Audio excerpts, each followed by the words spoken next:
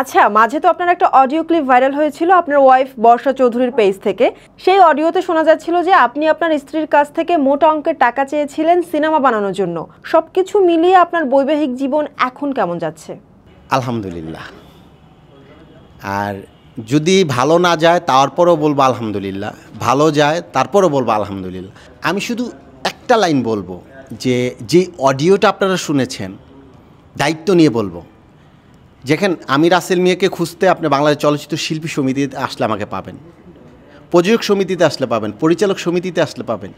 এফডিসির গেইটে এসে যদি জিজ্ঞেস করেন যে আমি রাসেল ভাইয়ের সাথে দেখা করতে চাই, আপনার ব্যবস্থা হয়ে যাবে। আমি শুধু এইটুকু বলবো, কেউ যদি চ্যালেঞ্জ করতে পারেন যে এই কণ্ঠটা আমার, তাহলে উনি আমাকে যে শাস্তি দিবে আমি মাথা পেতে নিব। এটা আমি একটা চক্রান্তের শিকার। আমার ইউটিউবে চ্যানেল আইতে আমার নাটক, একাধিক নাটক এবং 2-3টা সিনেমা আছে। আমার বয়সটা আপনারা মিলায় দেখবেন যে ওইটা আমার কি না।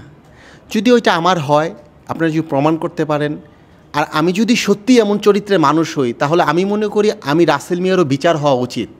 আমি রাসেল মিয়া কিন্তু রিক্সা দিয়ে চলি।